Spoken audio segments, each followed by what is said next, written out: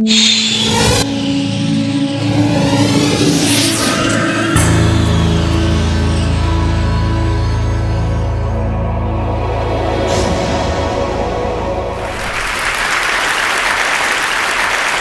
think I'll start out and just talk a little bit about what exactly autism is. Autism is a very big continuum that goes from very severe, the child remains nonverbal, all the way up to brilliant scientists and engineers. And I actually feel at home here because there's a lot of autism genetics here.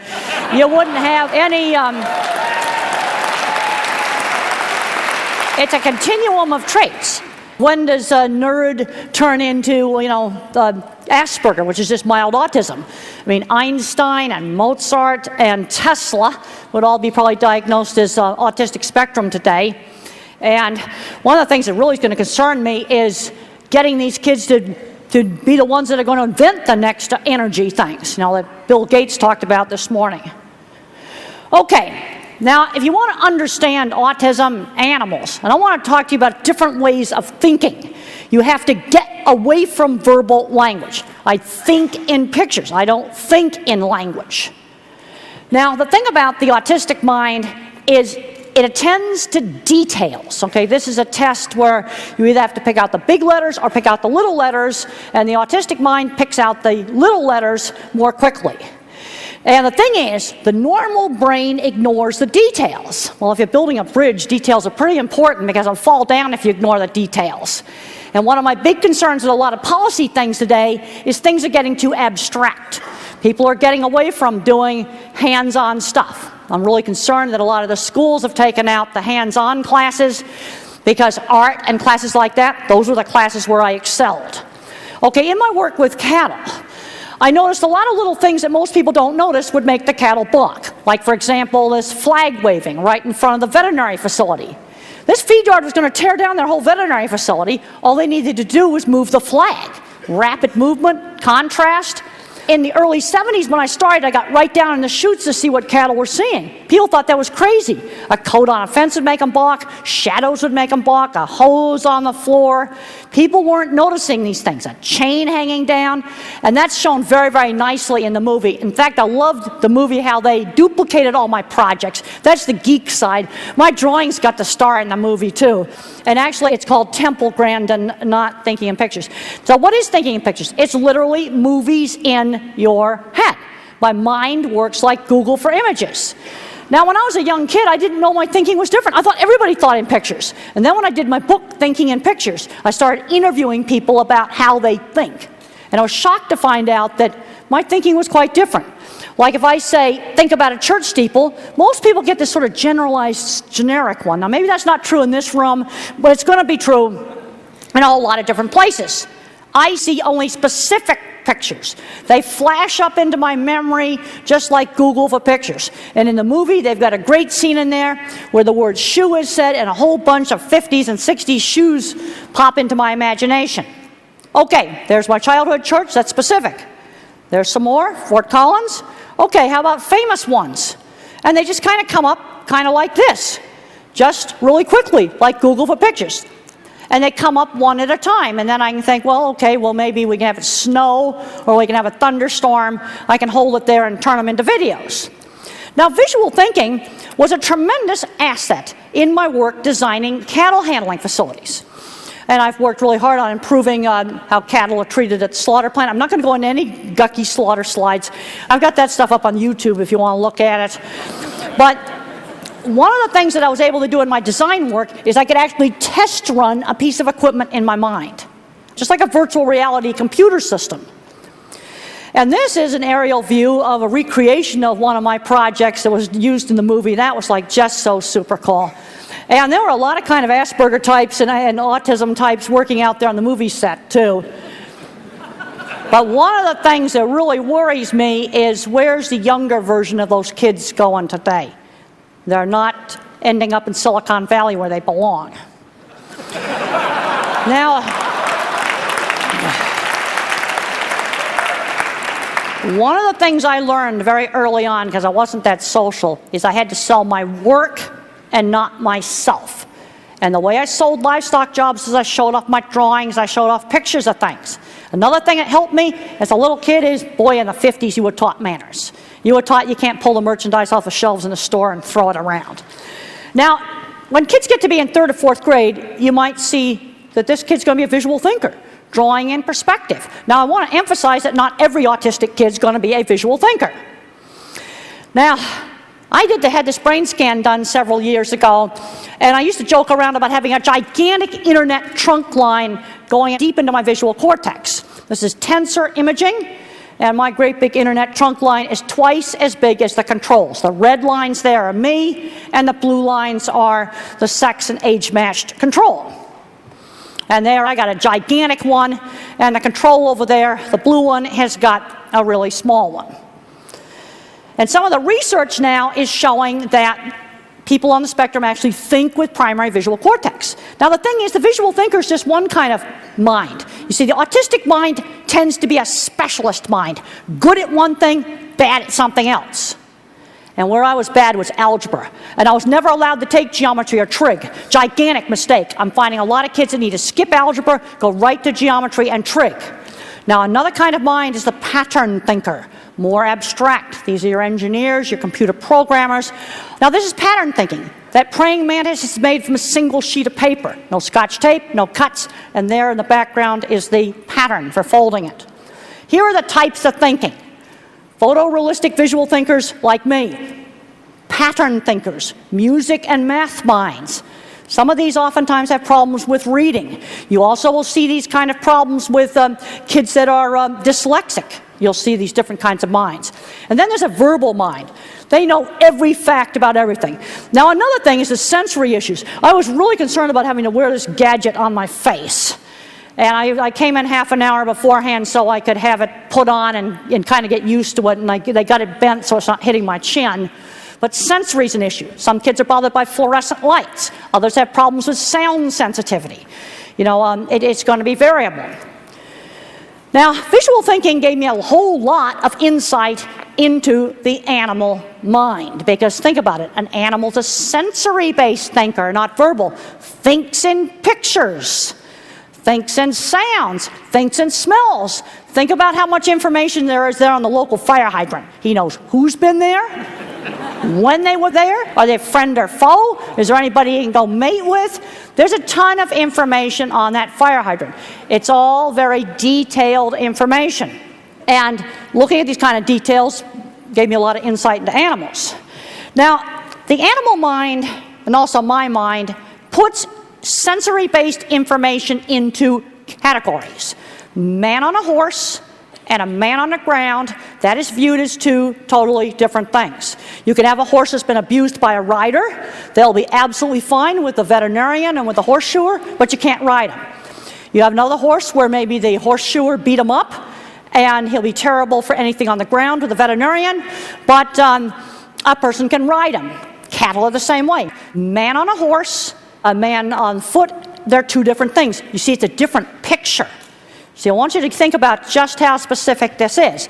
Now, this ability to put information into categories, I find a lot of people are not very good at this. Like when I'm out troubleshooting with equipment or problems with something in a plant, they don't seem to be able to figure out, do I have a training people issue?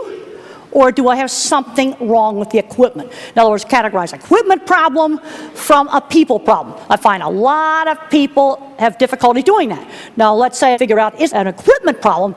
Is it a minor problem with something simple I can fix? Or is the whole design of the system wrong? People have a hard time figuring that out. Let's just look at something like, solving problems with, making airlines safer. Yeah, I'm a million-mile flyer. I do lots and lots of flying. And like if I was at the FFA, what would I be doing a lot of direct observation of? It would be their airplane tails. 5 fatal wrecks in the last 20 years. Tail either came off or steering stuff inside the tail broke in some way. It's tails, pure and simple. And when the pilots walk around the plane, guess what? They can't see that stuff inside the tail. Now as I think about that, I'm pulling up all of that, specific information. It's specific. See, my thinking's bottom up. I take all the little pieces and I put the pieces together like a puzzle. Now here's a horse that was deathly afraid of black cowboy hats. He'd been abused by somebody with a black cowboy hat. White cowboy hats, that was absolutely fine. Now the thing is, the world is going to need all of the different kinds of minds to work together. We've got to work on developing all these different kinds of minds. And one of the things that's driving me really crazy as I travel around and I do autism meetings is I'm seeing a lot of smart, geeky, nerdy kids, and they just aren't very social, and nobody's working on developing their interest in something like science. And this brings up the whole thing of my science teacher. My science teacher is shown absolutely beautifully in the movie. I was a goofball student when I was in high school. I just didn't care at all about studying until I had Mr. Carlock's science class. He was now Dr. Carlock in the movie.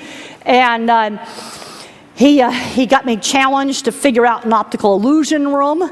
This brings up the whole thing of you got to show kids interesting stuff. You know, one of the things that I think maybe TED ought to do is tell all the schools about all the great lectures that are on TED. And there's all kinds of great stuff on the internet to get these kids turned on. Because I'm seeing a lot of these geeky, nerdy kids, and the teachers out in the Midwest and other parts of the country, when you get away from these tech areas, they don't know what to do with these kids. And they're not going down the right path. The thing is, you can make a mind to be more of a thinking and cognitive mind, or a mind can be wired to be more social. And what some of the research now has shown in autism is there may be extra wiring back here in the really brilliant mind, and we lose a few social circuits here. It's kind of a trade-off between thinking and social. And then you can get into the point where it's so severe, you're going to have a person that's going to be nonverbal. In the normal human mind, language covers up the visual thinking we share with animals. This is the work of Dr. Bruce Miller, and he studied Alzheimer's patients that had frontal temporal lobe dementia, and the dementia ate out the language parts of the brain, and then this artwork came out of somebody that used to install stereos in cars. Now, Van Gogh doesn't know anything about physics, but I think it's very interesting that there was some work done to show that this eddy pattern in this painting followed a statistical model of turbulence. This brings up the whole interesting idea of maybe some of this mathematical patterns is in our own head. And the Wolfram stuff, I was taking notes and I was writing down all the search words I could use, because I think that's going to go on in my autism lectures. We've got to show these kids interesting stuff. And they've taken out the auto shop class and the drafting class and the art class. I mean, art was my best subject in school. We've got to think about all these different kinds of minds, and we've got to absolutely work with these kind of minds, because we absolutely are going to need these kind of people in the future. And let's talk about jobs. Okay, my science teacher got me studying because I was a goofball that didn't want to study.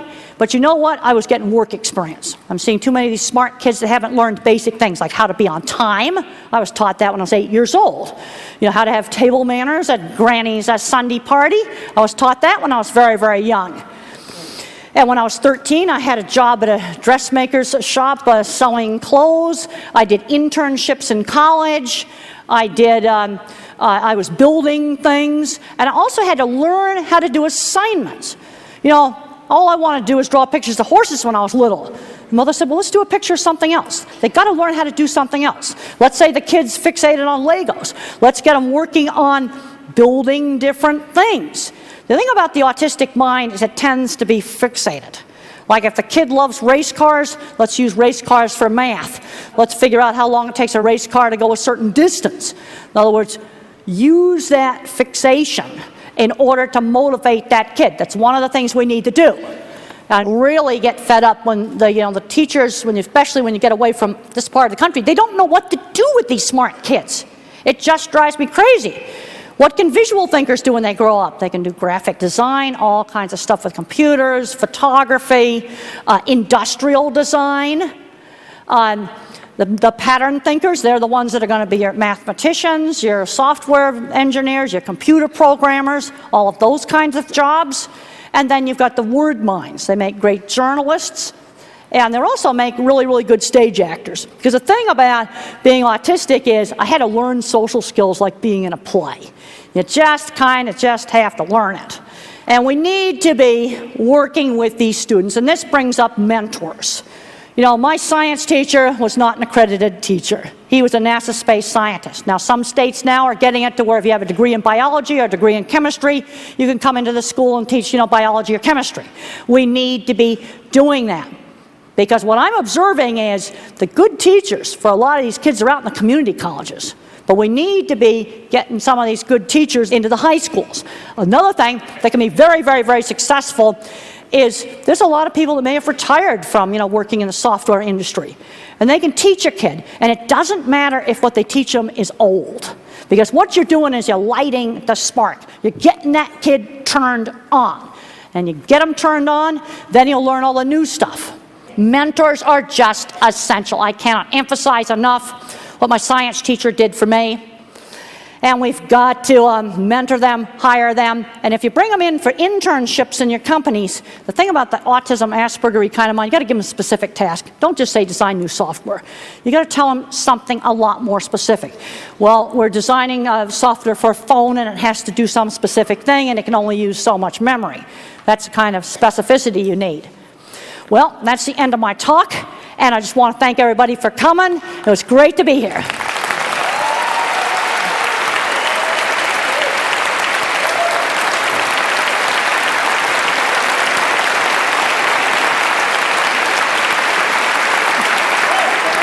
Okay. Oh, you have a question for me? Yeah. Okay. Yeah. Thank you. Thank you so much for that. You once wrote, I like this quote, "If by some magic autism had been eradicated from the face of the earth, then men would still be socializing in front of a wood fire at the entrance to a cave." Because who do you think made the first stone spear? It was the Asperger guy, and if you were to get rid of all the autism genetics, there'd be no more Silicon Valley, and the energy crisis would not be solved. So I want to ask you a couple other questions, and if any of these feel inappropriate, it's okay just to say next question. But if there's someone here who has an autistic child or knows an autistic child and feels kind of cut off from them, what advice would you give them? Well, first of all, we got to look at age. If you have a 2, 3, or 4-year-old, no speech, no social interaction, I can't emphasize enough, don't wait. You need at least 20 hours a week of one-to-one teaching. The thing is, autism comes in different degrees. There's going to be about half the people on the spectrum that are not going to learn to talk, and they're not going to be working in Silicon Valley. That would not be a reasonable thing for them to do. But then you got these smart, geeky kids, the touch of autism, and that's where you've got to get them turned on with doing interesting things. I got social interaction through shared interests. I rode horses with other kids. I made model rockets with other kids. Did electronics lab, with other kids. And in the 60s, it was gluing mirrors onto a rubber membrane on speaker to make a light show. That was like, we consider that super cool. Is it unrealistic for them to hope or think that that child loves them, as some might most wish? Well, let me tell you, that child will be loyal, and if your house is burning down, they're going to get you out of it. Wow.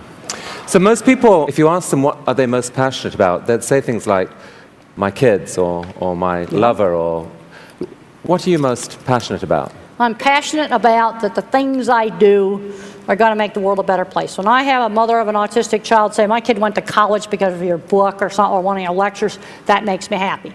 The slaughter plants, I've worked with them in the 80s. They were absolutely awful. I developed a really simple scoring system for slaughter plants where you just measure outcomes. How many cattle fell down, how many cattle got poked with the prodder, how many cattle are mooing their heads off.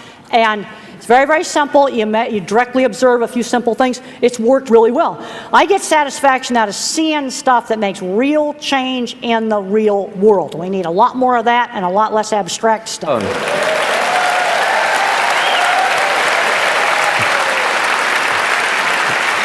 When we were talking on the phone, one of the things you said that really astonished me was, you said one thing you were passionate about was server farms. Tell me about that. Well, the reason why I got really excited and I read about that, it contains knowledge. It's libraries. And to me, knowledge is something that is extremely valuable. So maybe over 10 years ago now, our library got flooded, and this is before the internet got really big, and I was really upset about all the books being wrecked because it was knowledge being destroyed. And server farms or data centers are great libraries of knowledge. Temple, can I just say it's an absolute delight to have you at TED. Well, thank you so much. Thank you.